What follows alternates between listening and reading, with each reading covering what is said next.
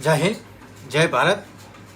આજે જે હું વાત કરી રહ્યો છું ને, ખરેખર તમારું દિલ કંપી ઉઠશે। આ વિડીયો સ્પેશિયલ આપણા વડાપ્રધાન નરેન્દ્ર મોદી સાહેબ તથા ગુજરાતના મુખ્યમંત્રી મુદ્દુ અને મક્કમ એવા ભૂપેન્દ્ર પટેલ અને ગૃહમંત્રી હર્ષ સંઘવી માટે છે। ભૂપેન્દ્ર પટેલ અને નરેન્દ્ર મોદી સાહેબ હંમેશા વાતો કરે છે વિકસિત ગુજરાત, વિકસિત ભારતની, પરંતુ ખરેખર આ વિકસિત ભારતની હકીકત, વિકસિત ગુજરાતની હકીકત શું છે ખબર છે તમને? વિસાવદર તાલુકાનું હરસનપુર ગામ છે, જ્યાં ખેડૂતોને આજ દિવસ સુધી વીજળીની લાઇટ નથી મળતી, જ્યાં ખેડૂતોને કોઈ પણ રીતની સરકારી સહાય નથી મળતી। તો આ કેવો વિકાસ છે? આ કેવો ગુજરાતનો વિકાસ છે? અને આ મુદ્દુ અને મક્કમ મુખ્યમંત્રી વિકસિત ગુજરાતના મોટા મોટા બણગા ફૂંકે છે। તો આ કેવો વિકાસ? લાઇટ નથી, પાણીની સગવડ નથી, એવું આ ગામડું છે।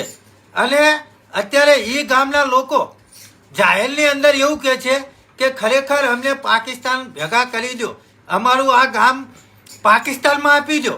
એટલા લોકો આ ભારતીય જનતા પાર્ટીથી કંટાળેલા છે કે પોતાના ગામની અંદર આજ દિવસ સુધી કોઈ પણ સરકારી યોજનાનો લાભ મળ્યો નથી। વિસાવદર તાલુકાના હરસનપુરા ગામ, મિત્રો ખરેખર આ વિડીયો આખો જુઓ અને ભલે એટલો મિત્રો આગળ શેર કરો।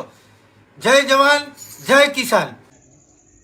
વિસાવદર તાલુકાનું હસનાપુર ગામ, હું હસનાપુર ગામનો નાગરિક એટલે કે ઈડીસી પ્રમુખ રાજેશભાઈ કાનજીભાઈ પાટડિયા।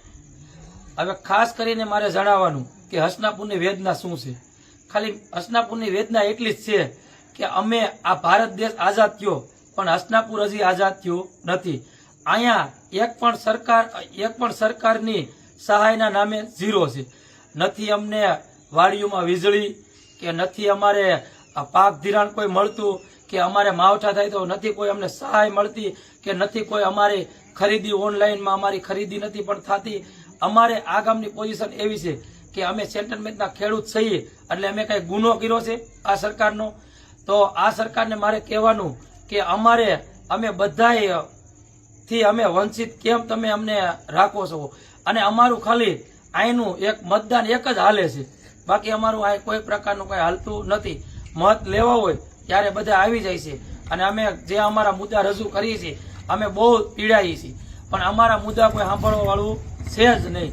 એટલે ખાસ કરીને મારે આ સરકારને કહેવાનું કે હસનાપુર ગામ કા પાકિસ્તાન ભેગું જોડી દો, એટલે અમારે તમને અવારનવાર રજૂઆત ન કરવી। હવે તો અમે આમાંથી હાવ પીડાઈ રહ્યા છીએ।